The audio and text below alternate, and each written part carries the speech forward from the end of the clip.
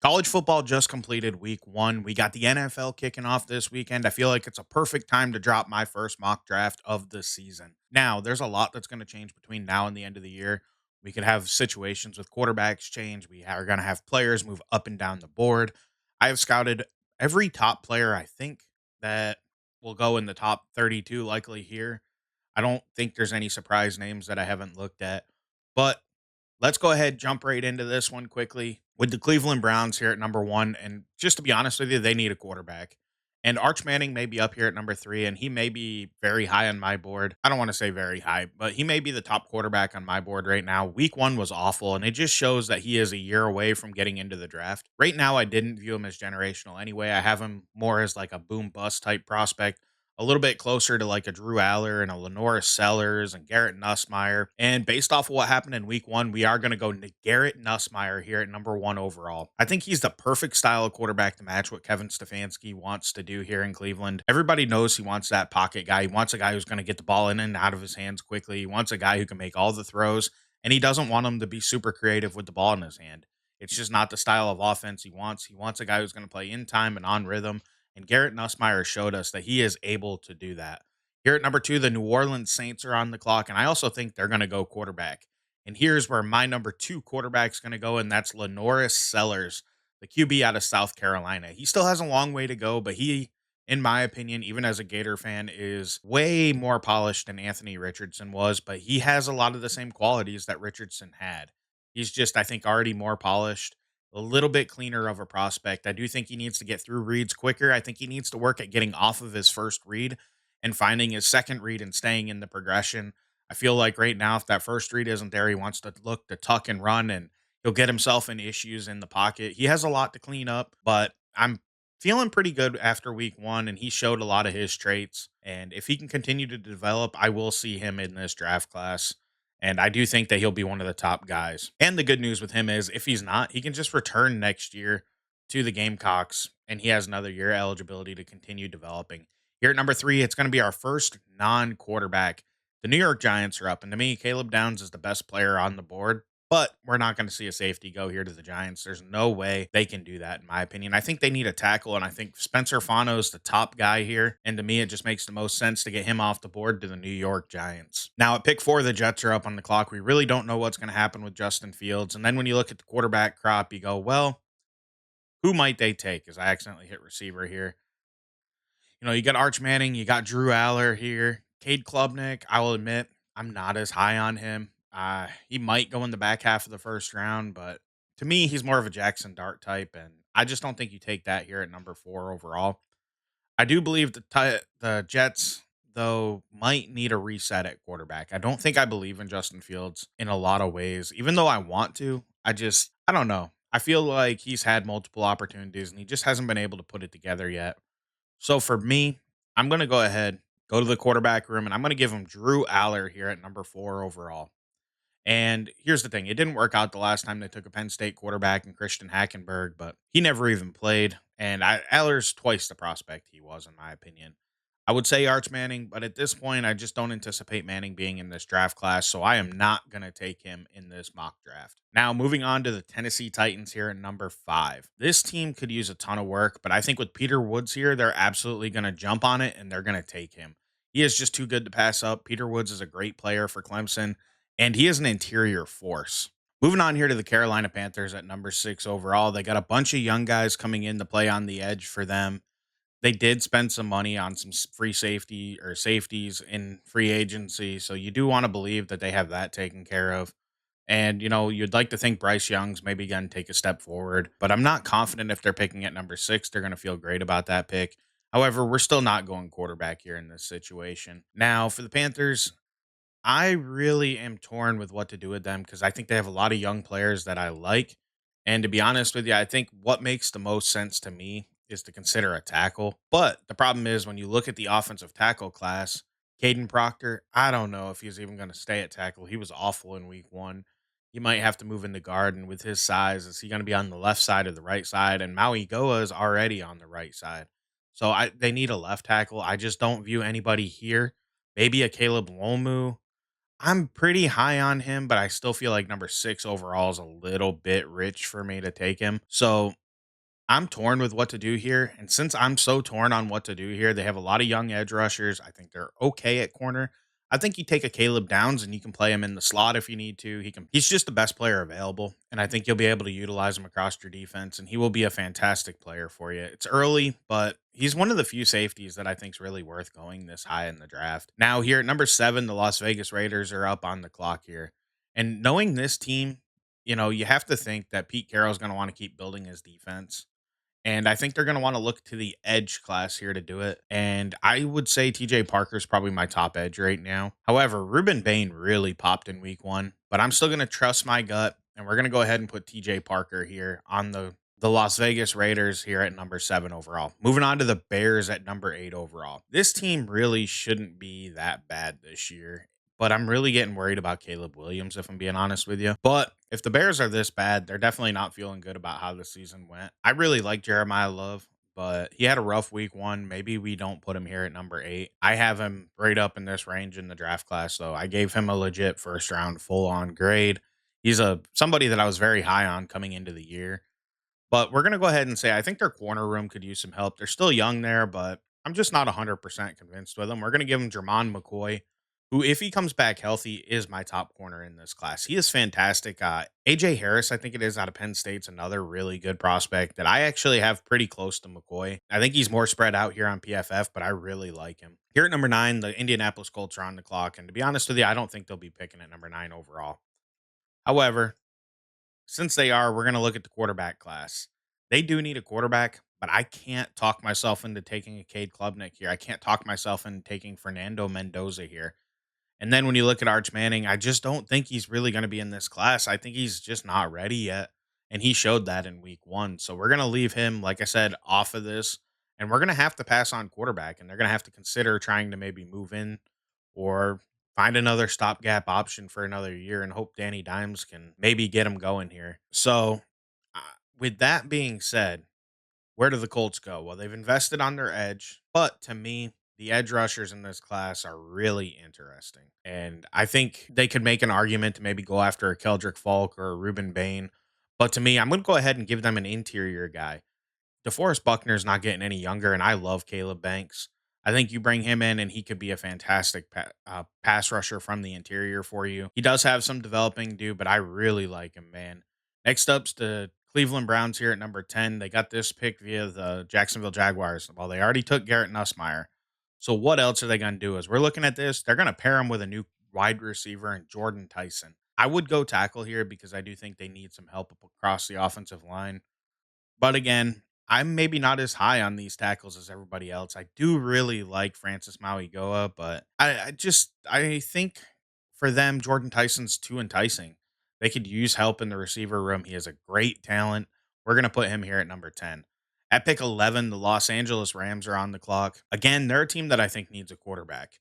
And they are a team that I think that like a Cade Klubnik could really possibly work out for.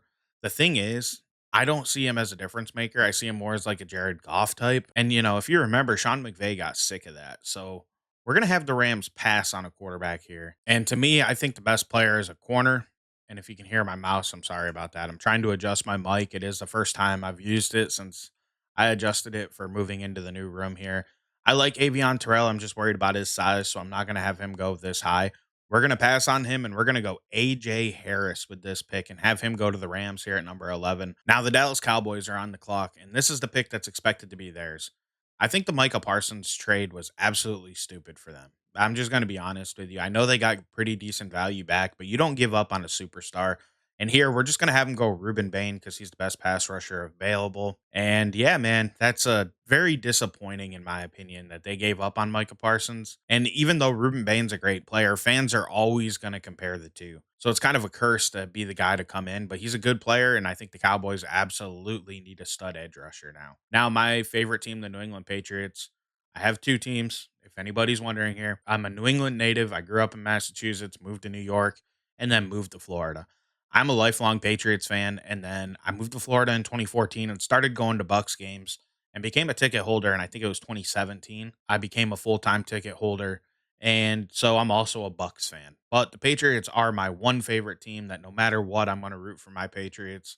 And I think a right tackle here would absolutely be a good pick. And I'm going to have him go Francis Mauigoa from the Miami Hurricanes. I think he'd be a great right tackle. We have a stopgap answer right now on the right side. I don't know why I'm drawing a blank. Let me look at our lads real quick. But he came over from the Jets. I don't know why I'm drawing a blank on his name right now. Morgan Moses.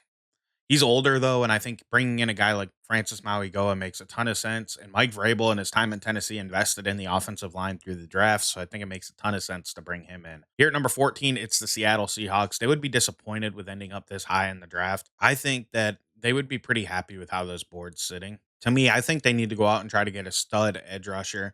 I see a guy like Keldrick Falk here, and I think that he would be a great pickup for the Seahawks here at number 14 overall. At number 15, it's the Pittsburgh Steelers. They need a quarterback. But again, I think they got themselves kind of in no man's land. I don't think Cade Klubnik makes a ton of sense here. And I really don't know about Fernando Mendoza or Levitt or Mateer. These guys to me are kind of grouped all together, all of them here in the second round. So maybe they can sneak into the bottom of the first round. Levitt has a ton of developing to do. So does Mateer, in my opinion. He's exciting, but the dude has a lot of work to do to become elite. I personally like Mendoza and Klubnik a little bit better. And to me, these guys are pretty much back to back. I think Mendoza has better traits, though. Even though I have him just slightly behind Klubnik because I think he has more work to do to his game, I could see a guy like Mendoza being more enticing to the Steelers. They already went the guy who doesn't have the elite arm talent. Now, I think Klubnik can run better than Kenny Pickett did, but I think there's going to be a little worried about going after a guy like that. He doesn't have as weak of an arm, but I don't view Klubnik's tools as elite, which is one of my biggest issues with him. And so for now, I think the Steelers are going to have to pass on a quarterback here. And I think, again, they're going to have to sit back and go, okay, now what? What do we need as a team to get better? I think they need help at corner, which is a complete possibility. Maybe an Avion Terrell, but he's a little small. I'm not sure if he's exactly the Steeler type. I think they could use a big playmaker, in my opinion, to pair with a guy like DK Metcalf. And I really like Makai Lemon to pair well here. And I'm going to kind of plant my flag on a guy that I really like out of USC, and that's Makai Lemon. The dude's just explosive, and I love him. He's a little bit undersized. He does have a lot of developing to do. I think his routes are already crisp, though. I think he's very athletic. He's very fluid. And I think that stuff translates to being able to hopefully be a great NFL wide receiver and playing in a role with DK on the outside where he can be more of the Tyler Lockett on the underneath and utilizing his speed and quickness to get open and find the big plays for the Steelers. Now, at pick 16, it's the Minnesota Vikings. The Vikings have a history of taking corners, and I could absolutely see that happening here.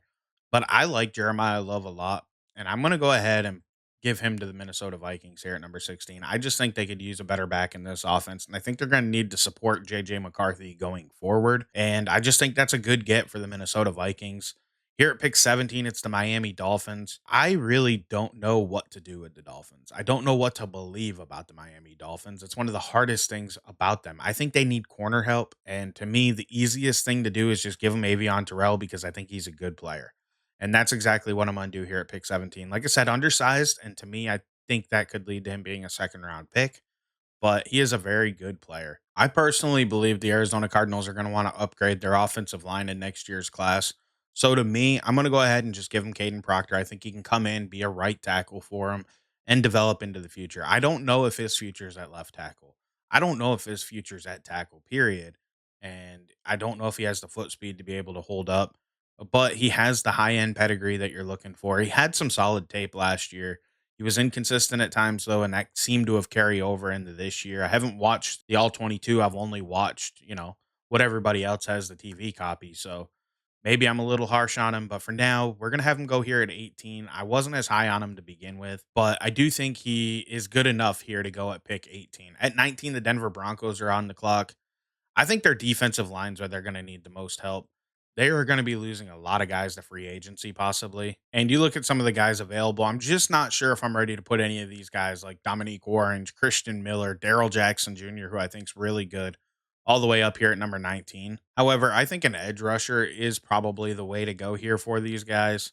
And when you look at them, there's a lot of guys that have a ton of potential that are not there yet. Mateo Uyunglele, his sacks last year looked impressive if you just looked at the numbers, and then you watch the film and you're like, there's some issues there that need to be cleaned up. He got a lot of like cleanup sacks. things that he didn't necessarily create himself. And he doesn't look to always like to be the most bendy guy in the world, but I think he's a good player. You got pure pass rushers here in R. Mason Thomas and David Bailey. I just think their size is going to be the big issue with these guys going at pick 19. LT Overton disappointed me in week one, and I will admit I'm not as high on him. So when you look at this draft class and you look at the edge rushers, I think Cassius Howell's a pretty good player. I like Denai Dennis Sutton or Danny Dennis Sutton, whatever his name is. Dude from Tennessee, Joshua Josephs looked good in week one. I'm just not sure how I feel about him. Not gonna lie to you, I'm really torn on what to do here. Uh, torn between LT Overton and Mateo Uyunglele. I'm not this high on either one of them, and it feels early to take them to me. But the problem I'm running into is who else are they gonna go after? You know, a Kenyan Sadiq, if he breaks out, maybe could make sense. It just feels like there's a lot of ifs and unknowns with him. He could come in and play tight end, be that move type guy that Sean Payton's always liked. And to me, there's just more value in taking a shot on him. And I think, you know what? I'm just going to talk myself into it, and we're going to take Kenyan Sadiq here. He is a very developmental prospect. There is a world where he is nowhere near the first round, but there is a world where his athleticism shines. He looks great and he shows the world. He played really well in week one. He's somebody that we're betting on growth throughout this season. And I'm going to take a shot and put him here in round one. Now at pick 20, not Minnesota Vikings, the Tennessee, geez. Now at pick 20, the Houston Texans are on the clock. Man, that was hard to get out. Uh, what do I think they're going to do here? I think they absolutely need to go to the interior of their offensive line, in my opinion.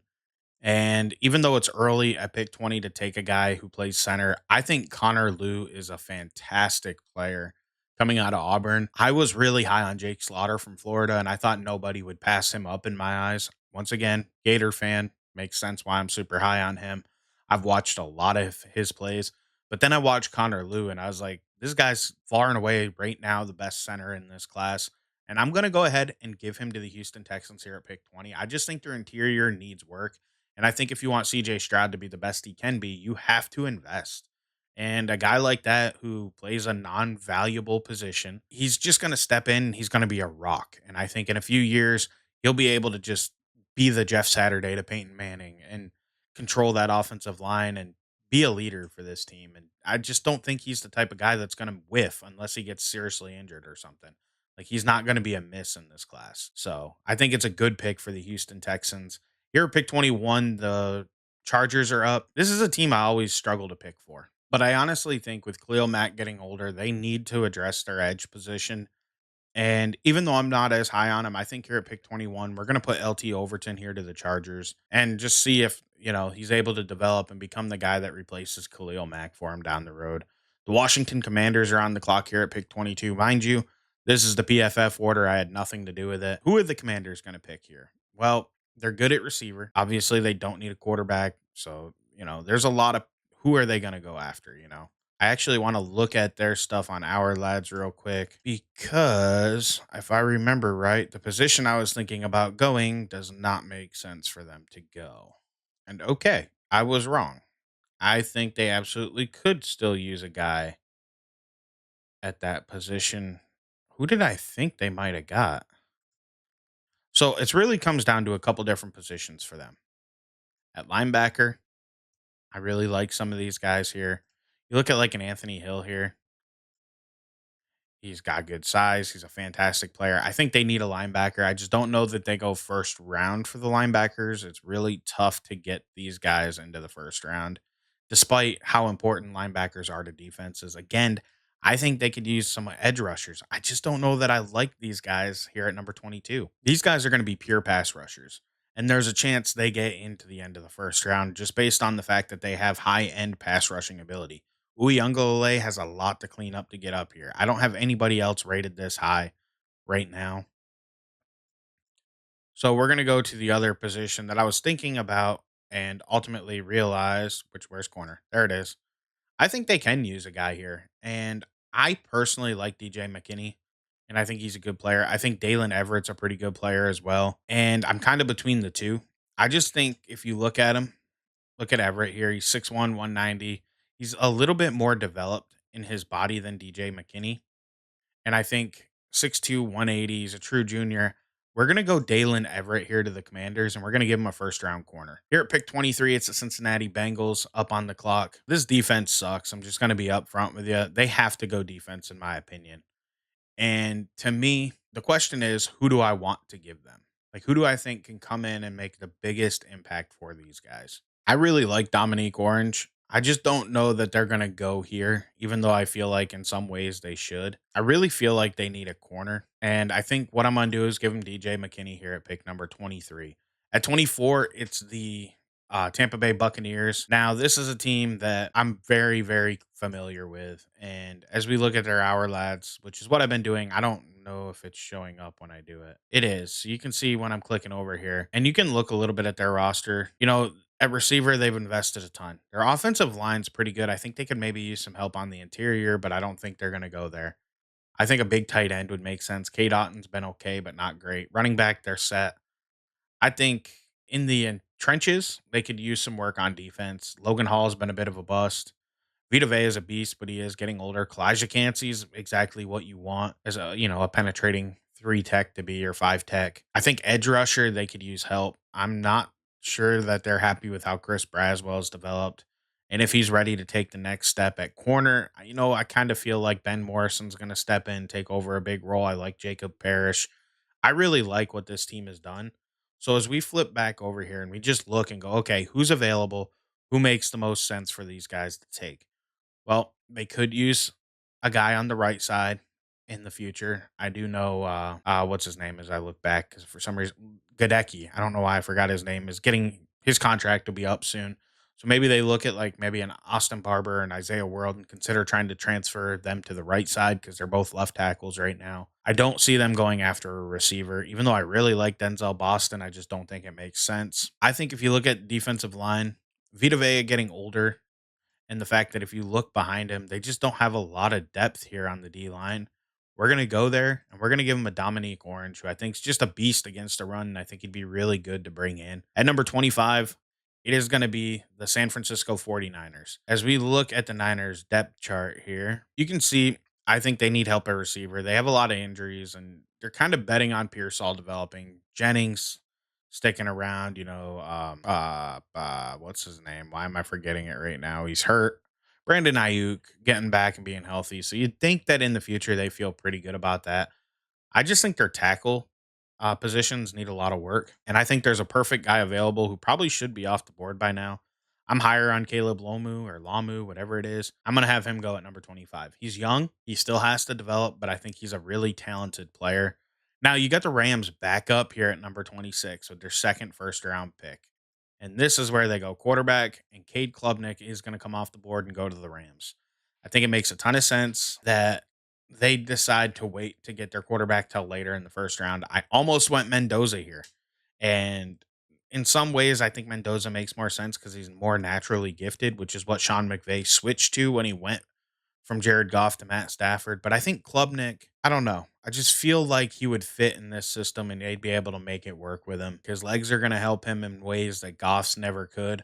And I decided that Klubnik is going to go here, even though I'm not as high on him. It's hard for me to put him in the first round. I just know a lot of people do. And I don't know, man. I don't think I see it. And that's where I'm kind of going. Maybe I should have went Mendoza here because I can see it more from Mendoza. I'm doing Klubnik more so because I know everybody else is higher on him. So there's a real world where he just goes higher than I think he should. Now at 27, the Giants, or I mean, the not Giants, Cowboys are back up. They already got their edge rusher and Ruben Bain to come in and hopefully help them replace the missing Micah Parsons that they decided simply was not good enough to have on their team. So let's go back and we're going to take a look at their roster. And I think they surprisingly need some work on this team. I think receiver, they're pretty much all set here. No reason to go ahead and add a bunch of guys here. They got the top end guys. You can get them guys later. I think at tackle, I really like Tyler Guyton. Steele's pretty good. The interior is okay. I think they're all set there. But then you flip over to their defense, and I'm like, all right, Mozzie Smith hasn't worked out. I think Kenny Clark's getting older, but he was a good get, I guess, in the trade. It just doesn't make sense to trade for him. I think they need help at edge rusher, but they already took a guy here, so why would they double dip basically at this point? Now, looking at corner, I think they're set. Even though I don't love the Kyer Elam starting for him, I am really not sure where this best fits for this team. And to me, I'm going to go ahead and do a guy that I like in Kamari Ramsey, but this might be a little early for me on him right now. But we're going to put him here at number 27. At number 28, it's the Chiefs. And this team has been in a bit, I guess you call it a regression for them. It's a lot like the Patriots back in the day. And as a Patriots fan, a lot of people hate the Chiefs and try to talk crap. But the fact is, they're fantastic right now. They don't always have the best players. They just scheme themselves through games to be able to win and they don't beat themselves. That's a skill in itself, man. And a lot of that is Pat Mahomes can make the magic when he needs to, and he doesn't usually mess up in the big moments. And that really does help this team out. And to be honest with you, as we look at their team, I think Josh Simmons is a fantastic get at tackle. Jawan Taylor, I'm still not the biggest fan of on the right side. Their interior to me is probably okay. Suamati we got to see how he full time transitions. I think maybe they could use a running back. They got Smith, they got Pacheco, but I don't see them going there in the first round. I think in some ways they might maybe need another edge rusher on this team, but they invested in Ashton Gelati out of Louisville. I think at corner they have a lot of good guys on this team.